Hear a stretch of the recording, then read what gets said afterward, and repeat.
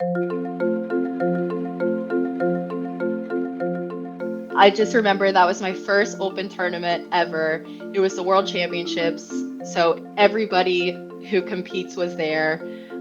There was pressure about our funding. My coach was actually in the hospital in Russia at the time, so there was so much going on. My dad was there. That was the first overseas tournament he ever went to, and I won it. And I just remember after that, I was like, I can do this. And so it was a feeling that I had never felt before, even in dance. Like, I remember hitting my last pair. I remember if I hit the last pair, I was guaranteed to win no matter how the girl behind me shot. Yep. So I hit that pair and just started crying.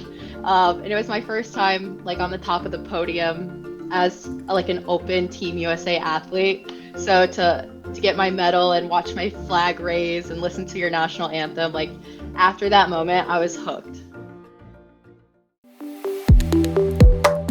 Welcome to the Winchester Life Podcast. Through insider access to industry pioneers, firsthand looks at cutting-edge tech advancements, and the stories behind the scenes that have shaped the world of shooting sports and hunting as we know it, we'll dive into the sacred places like deer camps and duck blinds, talk about innovation and shooting tips with the world's best, while revisiting age-old traditions of hunting and shooting still alive in our country. I'm your host, Jason Brown, and welcome to the show.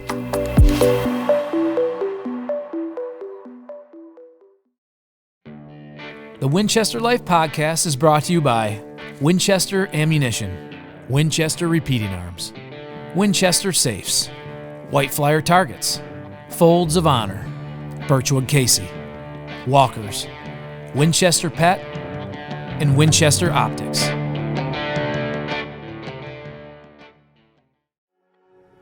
From pirouettes to podiums, her journey is anything but ordinary. In 2024, she stood on the world's biggest stage, representing Team USA at the Paris Olympics, with a shotgun in her hand and a nation behind her. And through it all, her love for shooting sports has remained unshakable, driven by passion, sharpened by purpose, and backed by the legendary Winchester name. Today, we'll sit down with Dania Vizzi and talk about grit, grace, and the power of chasing greatness one shot at a time. Welcome to the Winchester Life Podcast. I'm your host, Jason Brown. So joining us on the Winchester Life Podcast today is Olympian and member of Team Winchester, skeet shooter extraordinaire, Dania Vizzi. Dania, how are you? I'm good. How are you? Thanks for having me. Yeah, thanks for carving some time out. I know you're kind of in the middle of the season and you're getting ready for a bear hunt, which we'll talk about here in a little bit. But how are things going this year out on the circuit? It's been a very good start. We've had 2 World Cups so far. I won the first one and then got bronze in the second. We had almost a month-long little tour in South America. So it was really cool to come back from that and bring home 2 medals out of 2 World Cups. So I can say it's been a really good start to the quad, a good start to the year, and I think I see 28 in my future. Yeah, no, I think so too. I kind of follow you as well, and I've seen the results. So what is it? Is it just kind of like a carryover from the 2024 games that we'll get into later? But or are you just kind of just feeling good right now? I'm feeling good. I mean, I didn't shoot my best in the games. Actually, I shouldn't say that. I shot really well. Just my first round was not great, but after that, I think I had the best back 100 out of any other female that shot. Yeah, you did. So, I remember I watched it that morning. It was on really early over here, and I followed it. I'm like, oh, dang it. And then you just annihilated the rest of the shoot. So yeah, we'll get into that too. I don't know if I was going to say we can get into it later, but I think after that I took a little bit of time off, but not too much, because I feel like since I didn't come back with a medal, I still kind of had that fire under me. So I ended up being the only skeet shooter that was on the Olympic team to shoot our nationals to make this World Cup team. Oh, wow. And so I kind of just had, that fire inside, because I wasn't satisfied after the games. Yeah. So I wanted to just continue. And I thought maybe if I took too much time off, it wouldn't have been helpful, and maybe I would have been more sad about it. Yeah. So I just kind of jumped back in, didn't train too much before that nationals, shot well, made the team, then trained hard before those World Cups. And, now 24 is in the past and I'm looking forward to LA. Yeah. Yeah, I am too. I'm excited. I'm excited about the future in the next couple years and the prep that we'll talk about. But, backing it up, I guess to the beginning, you started off as a world-class ballerina, right? I mean, in the beginning, before you Yeah. even shot. Yeah, I definitely did a 180 career flip, Yeah. going from ballet to shooter. Um, Yeah. Mom was pretty sad. Dad was like, "Let's go, son I never had." But yeah, I started off as a dancer. I mean, it was one of those, my mom put me in dance when I was 3, Yeah. like a lot of moms Yeah, do like a with lot their of moms. daughters. And then, yeah, and I fell in love with it. I started competing when I was 6 or 7. Um, Went to the Juilliard school for a semester because I really thought I wanted to do that as my career. Like I wanted to be on Broadway or be in a ballet company and do that as my career, live in New York City. But when I was 16, I started shooting for fun with my dad. Um, and then got more into it. There was randomly at the range I shot at a coach who was like, "Did you know this was an Olympic sport? I feel like you would be really good at it." And I had no idea. For me, it was just something I got to do a couple days, a month with my dad to hang out with him because I was Yeah. always with my mom. Um, and I was like, Olympic sport, that sounds, the competitive person in me, I was like, that sounds That fun. sounds pretty So cool. I Yeah. went to my first tournament. I did well. And then I went to New York for a summer and then found myself missing shooting. And so when I came home, I was like, Mom, Dad, I think, all those years of ballet, I'm gonna quit and I want to be an Olympic Oh shooter. my God. What was your Yeah. mom's reaction when you said that? I think she was stunned because I mean, I love dance. I had done it that's all I ever do. Yeah. I mean, I went to school and then I went straight to the dance studio. I danced on the weekends. I competed, So it's your life, when I really. wasn't training. Yeah, that was all I did. Yeah. Other than school, that was all I did. So I think she was stunned, but I mean, they're the best. They know too, like when I put my mind to something, I'm gonna give it 100%. And they've always been so supportive. So they were like, okay, whatever tools you need to, do this endeavor, Yeah. we'll help you. And yeah, I think now she really enjoys it. She actually pulls for me every day at the range. So we still get to hang out. Yeah, no. So we did a Shoot United kind of a profile story, and you went through and did a Shoot United tutorial and just kind of took us through a whole bunch of stuff. You have a straight up range. When you say your parents support you, like you built everything you need in your backyard, basically. Yeah, I mean, so how that came about, we were never people who lived on a farm or had land. Like we grew up in the city. Both of my parents grew up in the city. Um, and I used to train at like a club, and they were super supportive with me. Like they gave me free targets. They like dedicated one of the skeet fields to be international for me to train. They were amazing. But then they had like a zoning issue, because they built so many houses around it. People complained of noise, so they had to shut down their skeet fields. And so there was nowhere for me to shoot. Like I guess the closest place would have been Miami, so I would have Yeah. had to move away from home. So for a summer, I lived in Colorado Springs at the training center, and my parents, all they did that summer was try to find land to build me a skeet field. That's unreal. So, and then pretty much they fell in love with it and ended up building their like retirement home out there. And now they're like, how did we never know about this life? Like, this is the best life there is. That's um, crazy. And yeah, you're so and you're in that Florida, just right? started with that. Florida? Yeah, like Tampa area. Yeah, just outside of Tampa. So, yeah, I mean, it's a big chunk of ground, and we had some footage of you and your dad shooting together. So, you guys shoot together, and it's just one of those things that it seems like everybody kind of enjoys it.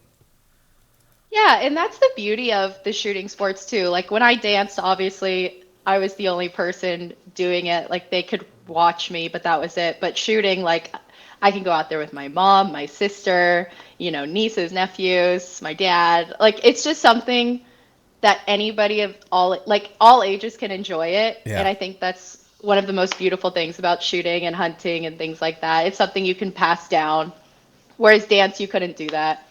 No, that's you can enjoy it with other people, and in dance, just like I think a lot of those individual sports, it's you against, or I shouldn't say against, but it's you. And I mean, you can work with other people on Yeah. this on stage, obviously, but it's harder for other people to share in that joy in what you're doing when you're on stage. Exactly. Yeah, Especially family. Like, yeah, yeah, you can enjoy it with teammates or like dance partners, right. but you can't enjoy it with family. And at the end of the day, that's what's most important to me. So Yeah, for sure. it's been a really great career change. Yeah, no, obviously.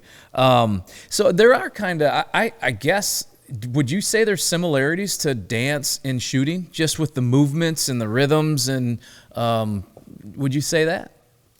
Yeah, definitely. I mean, I started shooting a lot later than a lot of my teammates started. Like, a lot of them grew up more in the country, and their parents were maybe like recreational shooters or hunters. So they were shooting since they could hold a gun. Yeah. And so I never touched a gun until I was 13. I shot for the first time. That's a whole other story. I cried, hated it, swore I'd never do it again. Get into it. But What then when I was happened? 16, okay, I was 13 and we were at like a campsite about 2 hours away where we owned a spot and they had, trap and ski. So my dad would do it every time we'd go there. And I was always like, Dad, I want to try. I want to try. I want to try. So when I was 13, the guy at the range, and you have to think, I was ballerina Dania 13, like I probably weighed 90 pounds. Yeah. And so they gave me a 12 gauge with ounce and an eighth Oh, ammo. And geez. like I shot twice and I looked at my dad and cried and he was like, you don't have to do this anymore. Because I thought I had to finish the round. And Oh, he was yeah. like, no, you don't. So I was like, Dad, I'm never doing that again. And then when I was 16, he gave me a 410 and we Yeah. went out to the ski field and I loved it. That's awesome. But Yeah. yeah, so going back to the dance to shooting, Yeah. I think dancing prior to being a shooter helped me like catapult my career quicker just because I already knew how to compete, whereas Yeah. like so many people have to learn that. Like for me, it's just my stage went from the dance stage to the skeet field, but I still consider myself like a performer. So I was just performing somewhere else. Yeah. And then the balance, the work ethic, all of those things I think help. Oh, for sure. Yeah. The discipline. I mean, there's so much Yeah. discipline. I just see, I had a snapshot of your day to day, but I mean, you have to maintain your skeet range and you have to maintain the equipment every day. You have to fill I mean, you literally are running that every day. And how many hours would you say you spend out there when you're About training four, hard? Yeah. 4. 4 to 5, 4 to 5 hours.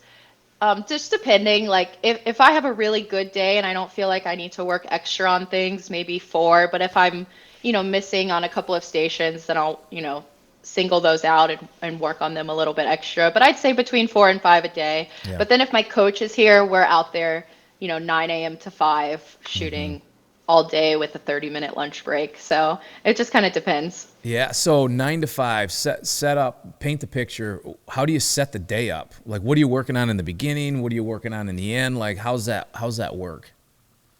Yeah, normally we start we'll shoot our like qualification round. Like so if I would wake up and go to a tournament, I would have to start with a round of ski, right? Yep. So I would start with maybe 3 of those and kind of see what my score is, just like cold Yeah, and like not warming anything simulating up. that. Yeah. Yeah, because we're not allowed to warm up before we compete. Like we can mount the gun, but we're not allowed to shoot any targets or Wow. like really see any targets. Yeah. So that's normally on any day how I start, just kind of like cold, how I would shoot 3 rounds, like in a normal tournament. And then I'll shoot a final. So we shoot different targets in our final, then we do our qualification. So same thing, because we shoot some targets in our final that we don't get to see in our qualification. Yeah. So just kind of see how I shoot those cold. And then we do station training. So we'll stand on one station and say we have to hit like 5 pairs in a row, but if you miss one, you have to start over, Yeah. just to kind of like simulate some sort of pressure because, it's hard to do that when you're by yourself. Yeah, for sure. So stuff like that. So what's the communication like when you're at a tournament is with your coach? Are you able to, in the middle of your round, you can't communicate, but in between, right? You can? No, yeah. So while you're on the field, those 30 to 40 minutes, you're not allowed to communicate, but you can get like nonverbal coaching. So if I looked back and he was like, get in front of it or something like that. But normally they're so far back that Yeah. there's not many things they can tell you because they can't really see where you're missing. Like they might be able to see little things about your movements, but it's kind of hard to coach like those 30 to 40 minutes. But once you step off the field, they can tell you whatever they want. Yeah. Gotcha.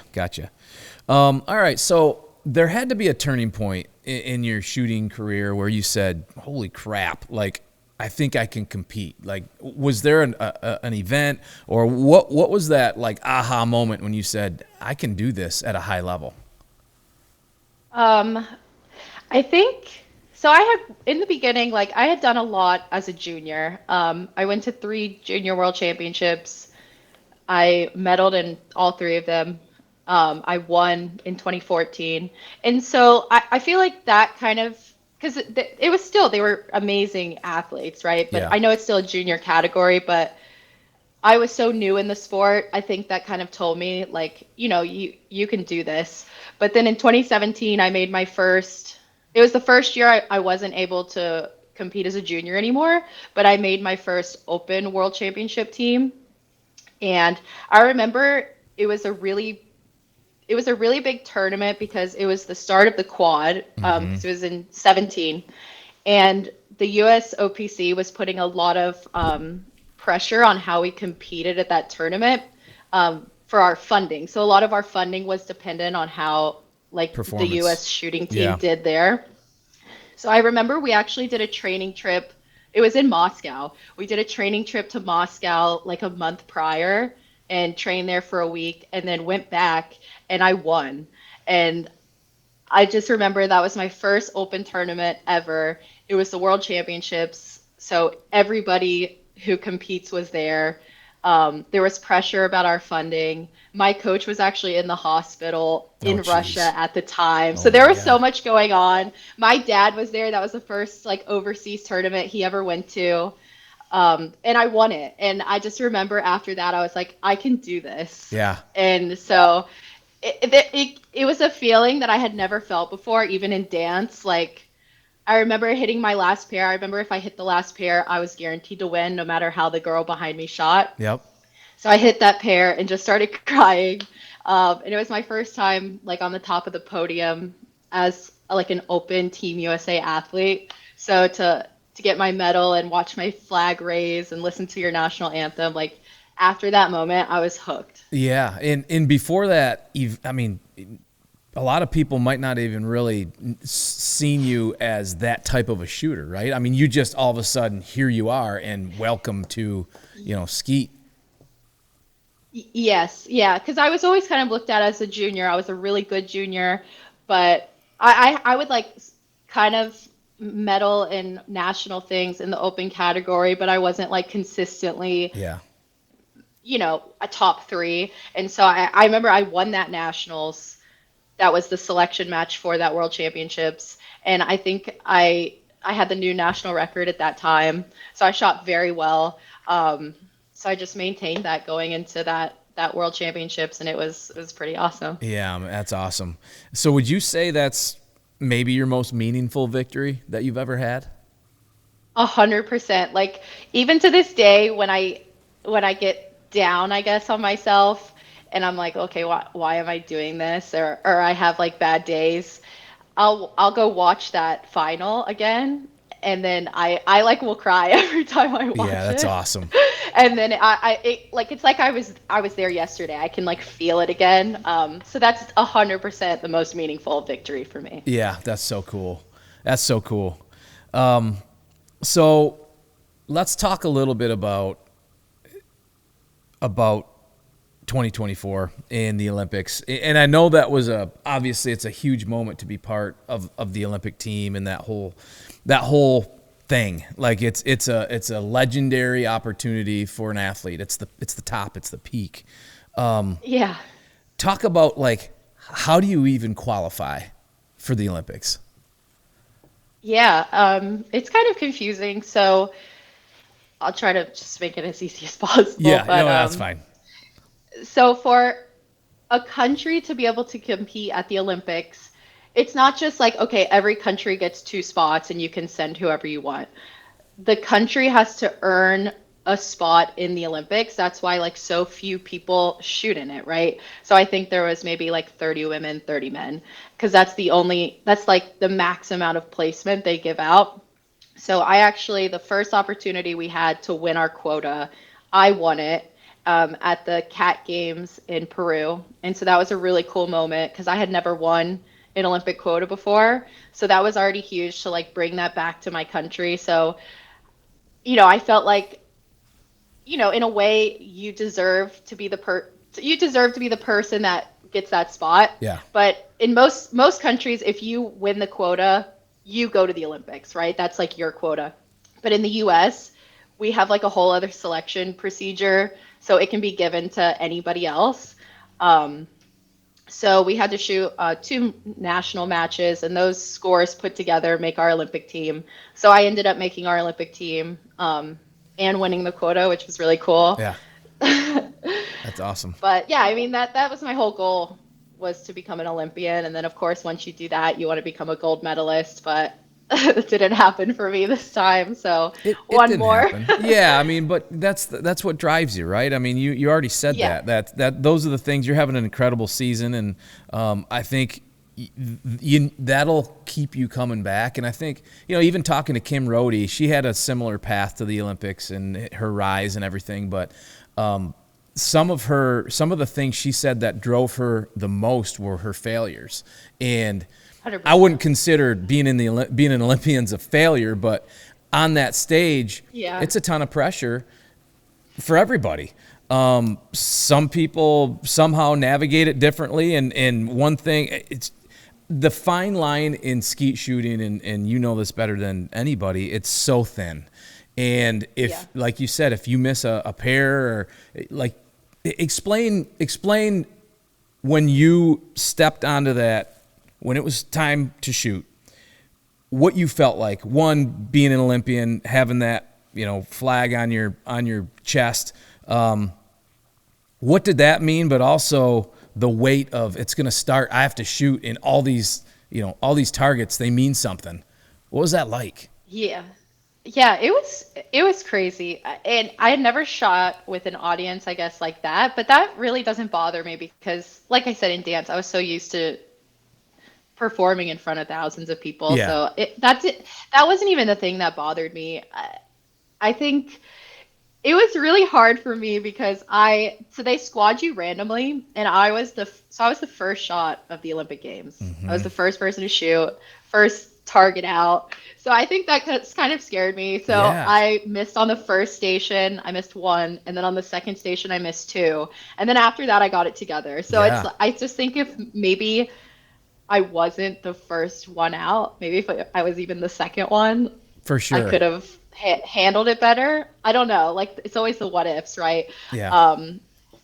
But I'm just happy, like, I didn't give it away. Like, I Right. really worked hard after that, and I really tried to make the final. I think I was 2 out. So Yep. to come back from like a really bad score your first round, and then I shot a 98 out of the back 100. Yeah.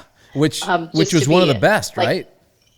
Yeah, I think it was the best back 100 there was. So to come back, I think I was proud of that because I do think a lot of people would have just given up. Mm-hmm. They're like, there's no chance for me. But I always think there's a chance. Like, I've been to World Cups where I've shot bad the first round and then people shoot really great. But then the next day, like, those people don't shoot well and Yeah. you do. So I've seen it happen.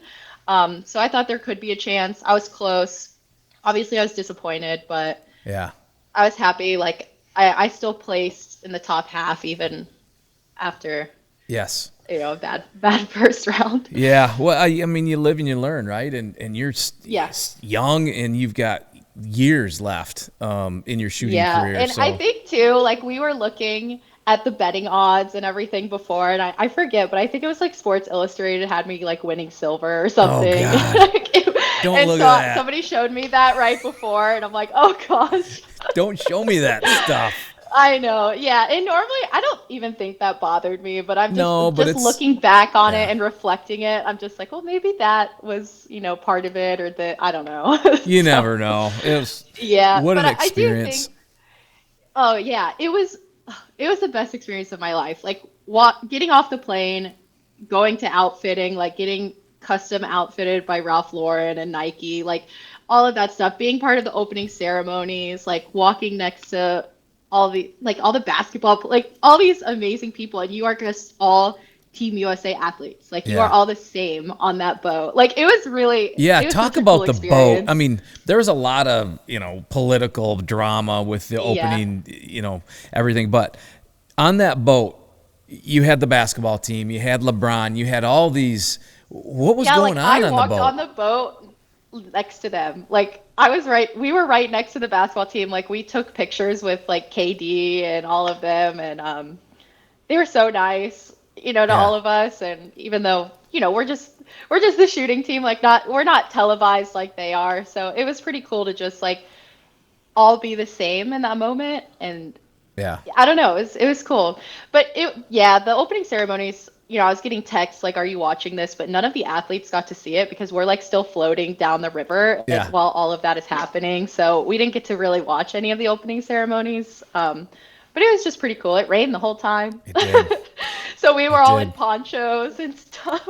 I know. It was but cool. it was worth it. It was really cool. What's your, outside of the shooting and all that stuff, what's the coolest memory or thing that happened at the Olympics that you take back with you? Yeah, I think for me, I think getting outfitted was probably my favorite part. Yeah, that's cool. I love clothes and all of that, and so for me, like to go in there and get like custom tailored Ralph Lauren, like thousands of dollar outfits. Yeah. Like that was pretty cool to me. I think Delta let us check 10 suitcases on the way home because that's how much stuff they give you. No way. So that was pretty cool for me. Oh yeah, my closet is insane. Like I think I still have suitcases that aren't unpacked from the games. That is so cool. But was pretty cool. Having my whole family there, I mean, that was special because a lot of them haven't seen me shoot overseas. But my mom didn't get to go. So I'm almost happy that I didn't win a medal in 24 because maybe I would have been like, okay, I can retire now. But now I have to go to LA and my mom has to come. For sure. My mom and my dad can watch me win a medal. So maybe it was meant to be. Maybe it was meant to be. Did you stay in the Olympic Village? So shooting was in an off-site village in Châteauroux, which was like 2.5 hours from Paris. So we stayed in an off-site village, and then after shooting ended, I did a week in Paris with my family while the games was still going on. Oh, yeah. And then I wanted that like Olympic Village experience, so I stayed in the main village like my last 2 nights of being in Paris. Oh, that's cool. So I did. Yeah. That's awesome. So it was crazy. Yeah, all the rumors, the cardboard beds, all that, all true. Really? No way. Oh yeah. Stay tuned for our Ammo 101 segment next with Josh Taylor and Robert Crow from White Flyer. They'll run through the gear and equipment you'll need for trap, skeet, and sporting clays. This portion of the Winchester Life Podcast has been brought to you by Winchester Safes. Built with reliability and dependability, Winchester Safes offers proven security for your memories, possessions, and most importantly, your peace of mind. Visit winchestersafes.com to learn more. White Flyer Targets. For more than 130 years, White Flyer has provided the highest quality clay target for trap, skeet, and sporting clays. White Flyer, America's best. Birchwood Casey. Since 1948, serious shooters, avid collectors, and professional gunsmiths have relied on Birchwood Casey for shooting and gun care products that have stood the test of time. To learn more, visit birchwoodcasey.com.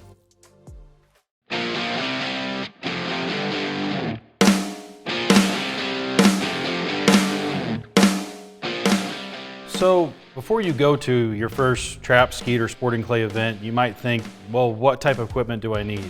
And at some places, they'll have stuff for you to borrow, but there are some things that probably would be a good idea just to have to throw together before your very first trip going to a range.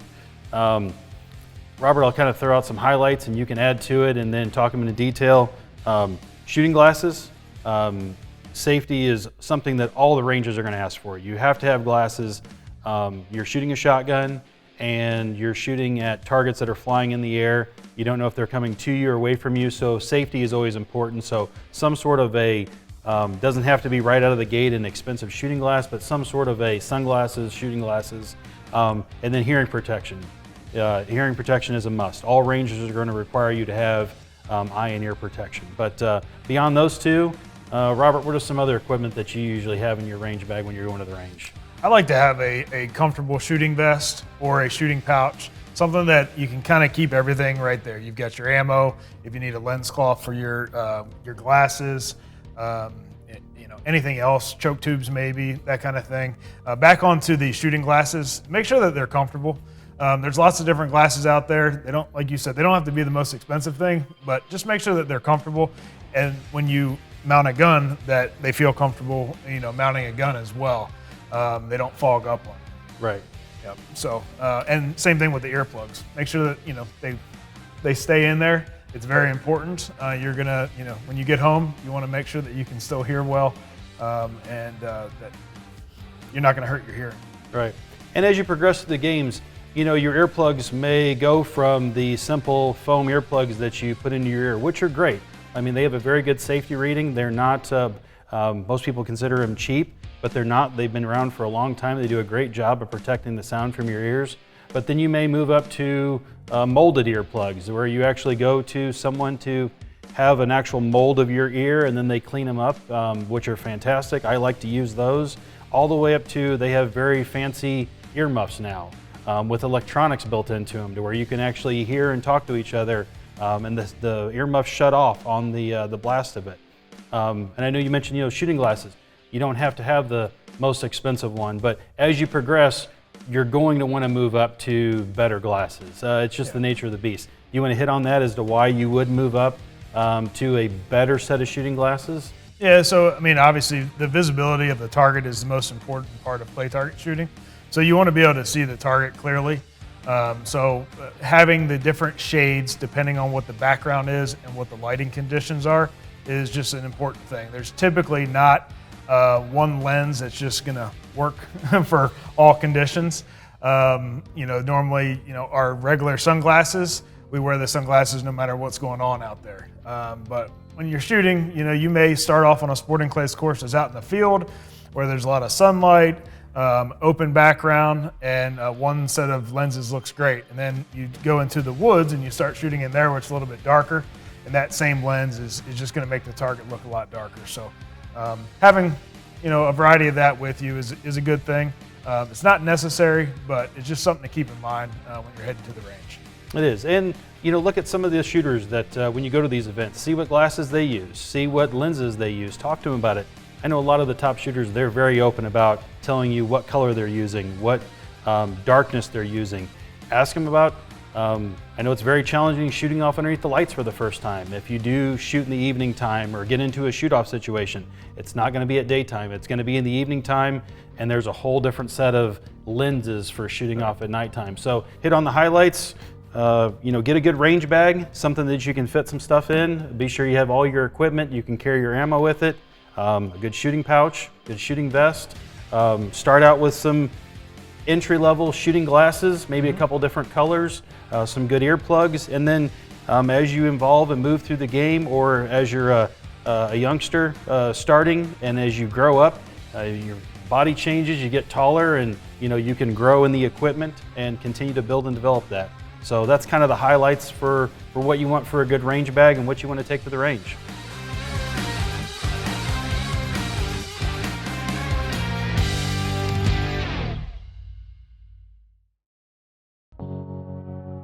Coming up next on the Winchester Life Podcast is part 2 of our guest conversation. But first, a few words from our partners. The The Winchester Life Podcast is brought to you by Winchester Ammunition, Winchester Repeating Arms, Winchester Safes, White Flyer Targets, Folds of Honor, Birchwood Casey, Walkers, Winchester Pet, and Winchester Optics.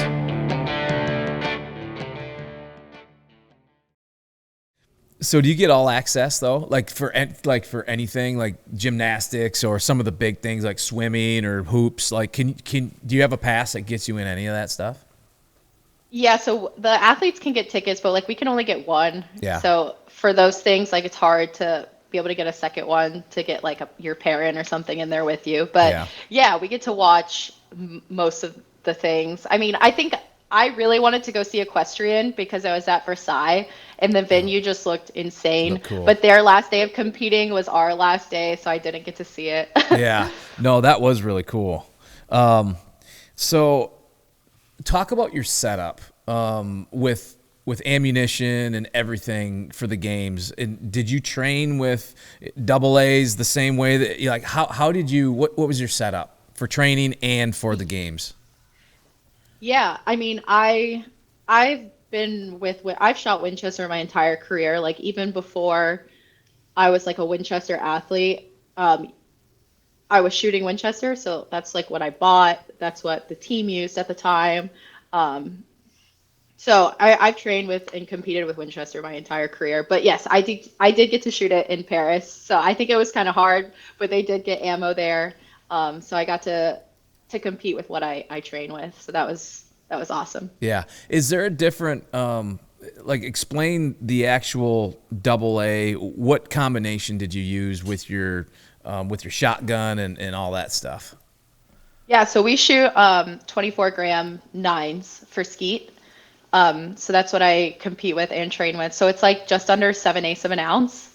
And they're very strict on our ammunition. So they will come, like you'll be on the field ready to shoot and somebody will come and like take ammo out of your pocket and they'll weigh all of it. Mm-hmm. And if yours weighs just a little bit over, like you are disqualified. So I think that's why having an ammunition company that you trust is so important. Like I've never been out there when they take my ammo and have thought, oh my gosh, like this could weigh heavy. Like I know so many people, who are sponsored by other ammunition companies who their stuff has weighed heavy in the past, or they've weighed it on their own and they've been scared and have had to talk to the companies. But yeah. I've like carefree, like I've never had to worry about that just because it is the best ammunition. And I don't just say that because I'm a Winchester athlete now. Like I had bought that prior and that's what I've always shot with. So just to have that trust in your ammunition and your gun, of course, is huge because you just don't have that thought in the back of your mind. And shooting being so heavy, like on a mental game. Yeah. It's just to have one less thing to worry about. One less thing to worry about. Exactly. Yeah. So what's it mean to represent a brand like Winchester officially, but what's it mean? Like that name means something. Yeah. I mean, to me, one of the biggest things is that we're just like a family. I just know like I can call any of them up if I have any problems or if I need something or just to talk about shooting. Like just all of the people that I work with at Winchester are just such amazing human beings. And obviously it's a legendary brand. It's an American brand, which is huge for me. Like I would rather be shooting an American brand than, an Italian brand or anything like that because I compete for the USA. Like I'm a full-blooded American. So that's huge. But it's just the people themselves to work with them, it's like being with family. Yeah. Do you see Winchester? I mean, they do a lot to grow the sport. What do you see the future of skeet shooting specifically, because that's who we are? Do you see that growing, and do you see Winchester kind of helping that growth? Oh yeah, I mean, I know they do a lot for SCTP. They do a lot for our junior shooters. They're always doing, whatever they can to help. And I mean, I've done things in the past where I'll teach kids and I'll be like, hey, can you send some ammo to this? And they're always like, oh yeah, of course, 100%. Like anything they can do to not only help the youth, but like to help any new shooter, they're always on board. and we have to have that in the sport, right? Like it is one of those things that you have to bring the youth on, or it's going to be a dying sport. And it's sad because it's so fun, and it's just, I don't know, I love it so much. And once you get people to try it, they fall in love with it. Like I've never had somebody try it who's like, okay, this isn't fun. Yeah. You know, like they might be scared to try it. And it is an intimidating sport to like just go to a range and shoot for the first time. So when you do bring new people out there and they try it and they hit their first target and they're celebrating, like that's such a special feeling to me. Yes. So yeah, they're always doing things to bring new people into the sport, like with Shoot United and things like that. So I definitely appreciate all they do with that. For sure. So last fall, you were in Missouri. Winchester had a Missouri whitetail hunt, and you were there with a lot of Colonel Nick Nichols was there, and a lot of the Winchester people. So you were there for, I think, 5 or 6 days. Talk through just the hunt in general, and I know you recently got into whitetail hunting not too long ago, right? Yeah, I mean, my first whitetail was with Winchester at the same camp 2 years ago, I think. Yeah. So yeah, it was so fun. I mean, I did not kill this year, which was sad, of course, but I I had such a good time. You know, looking back on it, I know you've seen some of the footage, Oh, but yes. the first morning, like first hour we were out there, a big one just walks by. Yeah. And so like prior to that, the guy that runs the lodge, he had Joe. sent me photos and Yeah. he's like, this is the deer we're after. I'm like, okay. So this one walks by, I'm like, okay, this isn't the one on the picture, but also it looks big, but maybe I just think it looks big because I'm not a super experienced whitetail hunter. Yes, I do think I learned a lot when I was there 2 years ago, but I am still, you know, a little rusty. I hadn't shot one in 2 years. So I let it walk. I took a picture and I sent it to him and he was like, oh yeah, that was a shooter. That was a 150. Like you could have definitely shot that. And I'm like, okay, well, it was first morning, first hour. I have 5 more days. Did not see anything even close to that. I know. The next 5 days. And I was so optimistic. I remember I'm like, this is the evening. This is gonna be it. And then it would be sunset. And I'm like, okay, well we have like 20 minutes. It's gonna walk out. No, it didn't. know. That last evening, I was so sad. Like when it hit the time that you couldn't shoot anymore, I know, I was really disappointed. But we had a really good time. No, you guys did. I mean, going through the footage and you were so upbeat. Every post interview and pre-interview and stuff on stand and every little snack you guys were eating. I mean, you guys had a great time. You and Brandon Nelson, who shot the hunt. You guys had a great time. I was pulling for you, but yeah, I remember that first morning. Brandon sent me a picture. He's like, "I think we screwed up," and I'm like, "Yeah." That is definitely a shooter. I'll give it to Brandon. Brandon was like, shoot it. And I'm like, no. You know, I'm like the timid one. I'm like, no, wait, it's not big enough. Because, you know, you don't want to screw up. Like you don't want to be the person that shoots the dink. Yeah. Of course. And, you know, they don't like you to shoot anything under a 140, which is a really cool thing about that lodge in particular. Yeah. Like, it's not just a free-for-all. Like, they want you to get mature deer. Yeah. So I did, you know, first hour, I haven't looked at a deer in a while. I'm not an experienced. Like, I swear, they can look at one 200 yards away and be like, yeah, that's like a 162. I'm yes. like, how can you see that? Right? So I know, it's funny. I was like, no, Brandon, I don't think it's big enough. So I told him, I was like, I'll send a picture to Joe and ask him if I can shoot it. And then, of course, Joe doesn't text me back until the deer is like long gone. So he was like, oh, yeah, that was a shooter. You should have shot it. And then it was crazy because he sent me a picture the afternoon I landed home that the neighbor killed that deer. Because we had hunted that spot for I told him I wanted to hunt it again the next day, and we didn't see him again. And then the last day I said, you know what, let's go back to our old trusty spot, like hunt the same spot, try to get this deer. And he didn't come back. So the neighbor killed him the next day. Dang it.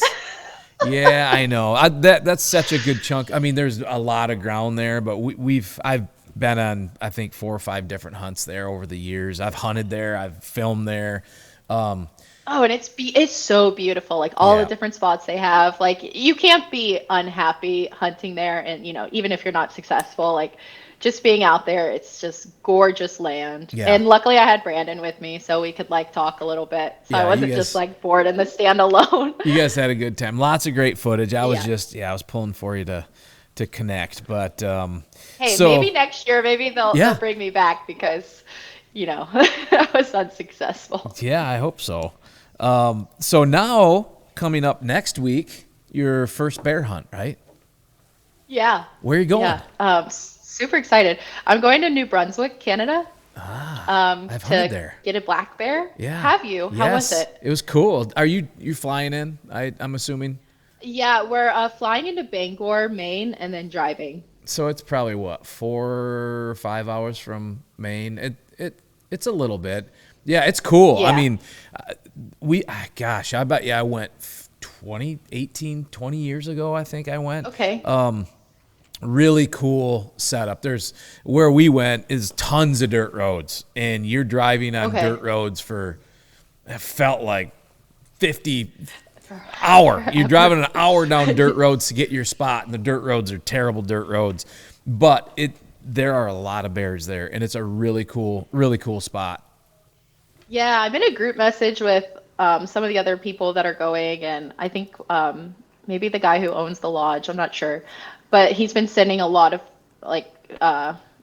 pictures of the cameras out there, and there are some big bears. Like I'm very excited to go out there. Yep. And yeah, I mean, just to have an opportunity like that, I feel blessed. And I've been offered this hunt before, and it's always like during our tournament, like the same exact week. It's not even like the week before, the week after. It's always right in the middle of a World Cup. So now that it worked out, I'm like, okay, I have to do it. This is my chance. Yeah. So. No, that's awesome. Yeah, I hope you guys the weather hits right and the bears come out in plenty of daylight and you guys get all over them because yeah, I'm excited. The weather, I think we went in. I think it was mid-June when we went. The weather down here's. We're in Michigan. From being north, I mean, it was supposed to be pretty warm next week. So, but the weather up there should be pretty dang good for you guys. Yeah, I'm pumped. Yeah, I'm in Florida, so anything that's cooler than like 95, I'm all in for that right now. Yeah. Oh man, it's hot down there, isn't it? Yeah, it's summer. Yeah, it's summer. So, being a very successful female shooter, what advice would you give a young female shooter looking to get into shooting? Are there things like how would you set them up to begin their journey?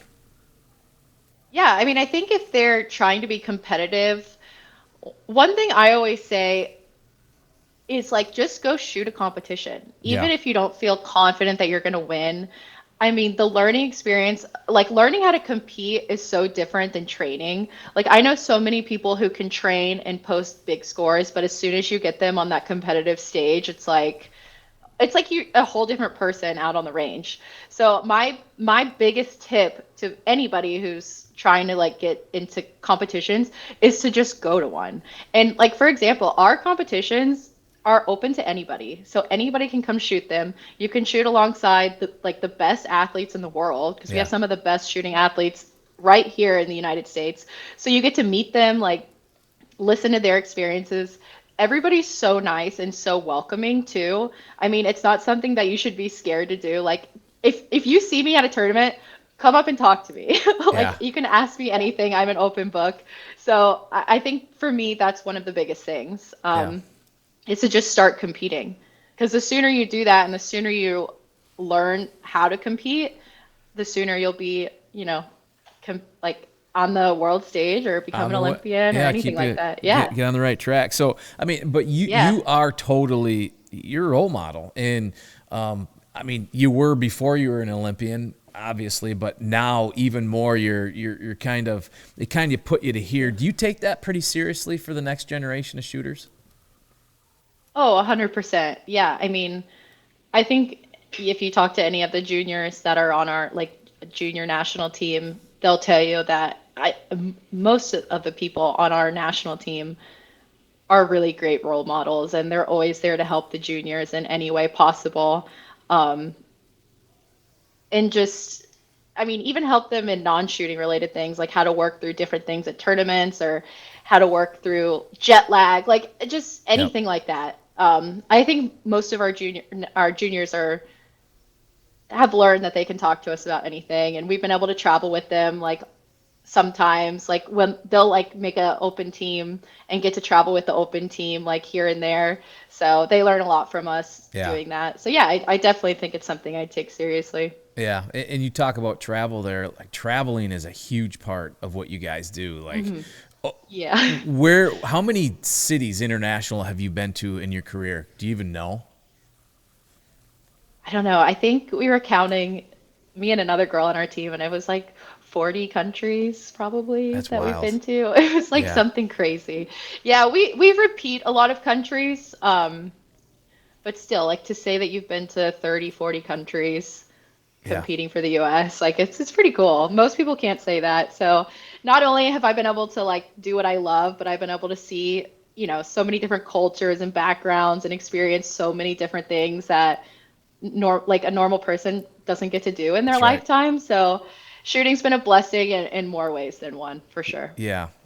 Yeah. So if you had one final competition and you could choose any location in the world and you could pick who you shot with on your squad, where would you go and who would you be shooting with? Oh my gosh. Okay, probably Italy. Which is where our next tournament is. It's just like such a beautiful range. All of the gun manufacturers are there, so it's cool. Like I shoot a Perazzi, so you get to go like I'll get to go to the Perazzi factory, get my gun service, like see Moro Perazzi, who like owns the Yeah. company, and it's always really good camaraderie, and everybody goes to that tournament because it's just so well run. The Yep. range is beautiful. So the caliber of shooter there is really high. So you have to post big scores, which I really like. Like I like having that pressure on me to shoot well. Yeah. So probably there, because that's kind of the mecca of international shooting is in Italy, and the food is great, and I like wine. So that would probably Hey, you be got everything. Yeah. yeah. Who would I shoot with? Oh my gosh. Well, I wouldn't want to make anybody feel left out. There's so many. I don't know. I'll say this. Since I was a kid, my first, or yeah, since I was 16, the person I looked up to the most was Danka Bartekova from Slovakia. Yep. So she would definitely be one of the people that I would want on my squad. She's just, I don't know, like I always loved her style of shooting. She's a very classy lady, like just she's beautiful, and I've competed head to head with her before. Yeah. So just a great athlete. So I probably she would definitely be one of the people that I would want to shoot with. Cool. So how'd you do when you competed head to head against your mentor, your person you looked up to? Did you kick her Well, butt? it was World Championships in 2023. So it was the last World Championship. So we don't have a World Championships the year of the Olympics because that kind of takes over. So it was World Championships 2023, and it was really important for us because the U.S. team, if you won a medal at this World Championships, you got extra points towards your like qualification to make the Olympic team. Yeah. So it was a big deal to be at this tournament and win a medal. So she and I tied in the final for first and second, and then she beat me in a shoot-off. Oh. So Well, but it was really cool because for us, World Championships is the hardest thing to win. yeah. Even more than like in Olympic Games because you're competing against hundreds of people and not just like 30. Yep. So of course the Olympics is 30 amazing athletes, but this is like hundreds of amazing athletes, including those 30 that would compete in the Olympics. So she has been competing for, I forget how long she said, but it was like over 20 years. Yeah. Like close to 30 years. And she had never won a world championships. And so she like cried, That was and big. it was just her moment. You know what I Yeah, mean? sure. Like, yeah, it was her moment, and it was really cool to see. So it was fine. I was happy getting silver. Of course, Yeah. I wanted to win, but it was just like To be part of that you know, moment, to be like, in that story yeah, is like cool.